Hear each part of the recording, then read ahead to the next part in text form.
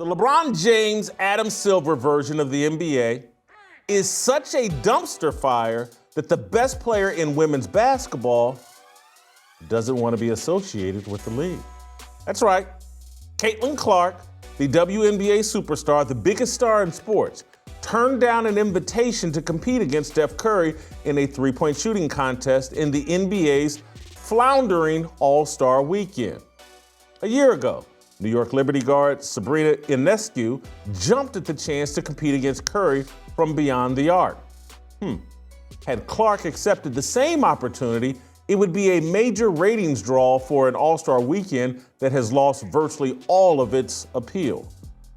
But Clark and her handlers smartly realized she shouldn't attach her brand to trying to resuscitate the NBA, which has turned into the Fire Festival of basketball during the LeBron James, Adam Silver era. Let me walk you through it. LeBron James entered the league in 2003, hailed as the heir to Michael Jordan's throne. After a successful 8-year run in Cleveland, James began the process of turning toxic when he took his talents to the Miami Heat as a shortcut to win championships. He ushered in the player empowerment movement at the same time Adam Silver succeeded David Stern as commissioner of the league. Silver and James, they're a match made in basketball hell. Silver's weak leadership allowed the players to seize total control of the league. How's that working out?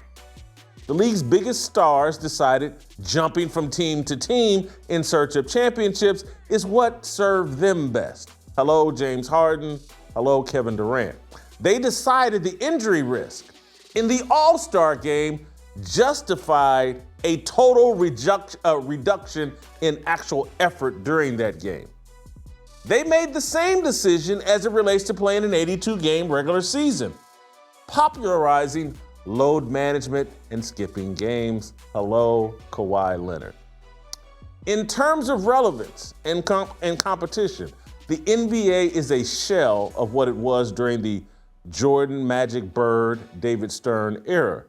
Things have gotten so bad for the NBA that yesterday, Silver floated his worst idea yet on how to improve the league. He wants to reduce the length of play of each game by shaving 2 minutes from each quarter. Take a listen. Something else that I'm a fan of, and I'm probably in a minority, as we get more involved in global basketball, the NBA is the only league that plays 48 minutes. And I am a fan of 4 10-minute quarters. I'm not sure that many others are. I mean, putting aside what it means for records and things like that, you know, I think that a 2-hour format for a game is more consistent with sort of modern television habits. Let's take stock of what the NBA has been doing under David Stern, trying to fix itself. We got this thing called the Governor's Cup, I believe. I think that's the name of it. It's some kind of early season tournament that the league has cooked up that no one cares about, no one really understands. We've got the play-in games at the end of the season that kind of start off the playoffs. We've got the, hey, you got to play in 65 games to be considered for NBA postseason awards. They just keep Mickey Mousing around, tweaking the NBA, trying to fix. The color schemes for the courts. You know, hey, let's make it look more attractive. And if we paint pretty pictures on the court, that'll do it. That'll fix it. Everybody's going to love it. Adam Silver doesn't know what he's doing. And yesterday, he basically waved a white flag of surrender. NBA ratings have seen a steady decline during Silver's 10-year reign as commissioner. The game's biggest star, James, turned himself into a polarizing figure with his shilling for China, Democrat politicians, and embrace of Black Lives Matter. James is the antithesis of Michael Jordan as an ambassador for the game. LeBron James obviously doesn't believe Republicans buy shoes. Adam Silver is the antithesis of David Stern as a force for controlling the players. He just lets the players do whatever they want. The NBA's best players are now all basically foreigners. Nikola Jokic, Luka Doncic, Giannis Antetokounmpo, and Shai Gilgeous-Alexander. Adam Silver wants to give up on the American market and chase foreign relevance and television contracts. The NBA wants to be a streaming service league. Involving Caitlin Clark in the league's All-Star Weekend was a desperate attempt to appease American sports fans. Clark, she's the biggest star in American sports right now. NBA All-Star Weekend has turned into a yearly embarrassment for the league. Its events are an annual commercial for how much the league has actually declined. Led by LeBron's 20-year refusal to participate, the league's best players no longer compete in the Saturday night dunk contest. The dunk contest used to be a showcase for Dr. J and Michael Jordan to elevate their brands. Now, unknown G League players and journeymen showcase their athleticism.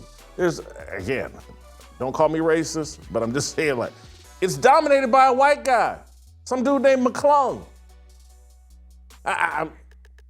Y'all know I don't got a problem with white dudes, but when a white dude's dominating the dunk contest, there's a problem. Bitcoin isn't going anywhere, so why not start stacking some today? The Fold app gives you Bitcoin rewards when you buy gift cards. At Amazon, Uber, DoorDash, and Home Depot, over 50 national merchants. Go to foldapp.com/Whitlock right now or scan the QR code on your screen. New users get a Bitcoin bonus with their first gift card purchase. Start earning Bitcoin rewards today. Fold app. Despite multiple format changes, the All-Star Game features players sauntering up and down the court exchanging three-point shots. It's a slow-motion version of a regular season game, only the players smile and laugh throughout the game. This year, the game will feature 4 different All-Star teams. It's a convoluted mess. I can't figure it out. I have no idea what's going to happen. What All-Star Weekend mostly is a traveling 3-day Lollapalooza for rappers, weed smokers, and sex workers. It's the Freaknik disguised as Gus Macker basketball. For those of you that don't know, Butter, you probably don't know, Freaknik was a wild spring break party in Atlanta during the 1980s and 90s. I cannot confirm whether I've been to one or not. I will not, but I'm old enough. The Gus Macker is a 3-on-3 basketball tournament. It was super popular in the 1990s. I have attended Gus Macker's. I can confirm that. I don't blame Caitlin Clark for avoiding the mess LeBron James and Adam Silver have created. You could argue that she owes the NBA a debt. The Men's Basketball League has financed the money-losing WNBA for nearly 30 years.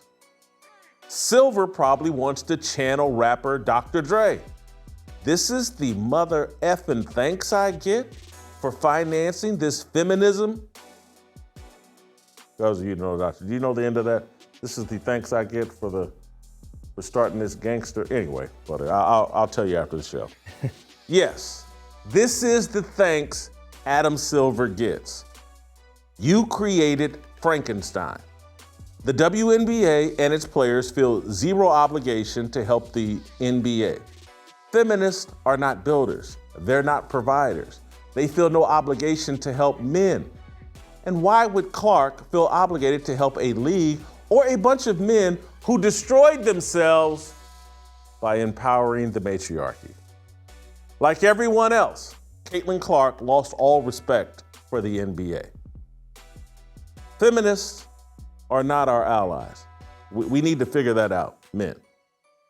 This whole WNBA experiment, this thing we finance, is eventually turning back to destroy the NBA. Do you guys remember, and that's my fire starter, but let me expound. Do you guys remember when I suggested this summer or this past summer or 8 months ago, I was like, hey man, the WNBA is gonna end up surpassing the NBA. Remember when I said that and people thought I was crazy? No one's gonna watch women's basketball. And a lot of people watch women's basketball. And it'll be interesting what happens this year now that Caitlin Clark has come out of the closet as a woke idiot and as a feminist and as someone that bows to Black Lives Matter. It'll be interesting to see how many of us circle back to the WNBA now that Caitlin Clark has revealed herself as not an ally of ours. But I do think, I'm starting to suspect the momentum of the WNBA is going to continue because at least they have American stars. At least the women in the WNBA play hard. The competition and winning is still important to them. Yes, they're woke. Yes, they want to support Black Lives Matter. Yes, Dejanay Carrington wants to troll Donald Trump. But we don't question the competition. The women, they don't like each other. They compete hard against each other. And they have American-born stars. That's what attracts people. That's what the NBA is lacking. They've created their own enemy. They've created Frankenstein. And so Caitlin Clark looks at the NBA and said, hey, man, I appreciate y'all financing us, but I'm not getting involved in that mess y'all do every year called All-Star Weekend. I'm not going to damage my brand by involving myself with the Lollapalooza for rappers, weed smokers, and sex workers. Because if you've never been to NBA All-Star Weekend, and I can't confirm or deny how many I've been to, but that's what it is. It's rap acts, weed smokers, and strippers. That it's a convention for that. The game is irrelevant. The players are hungover and high during the game, but no one wants to talk about it.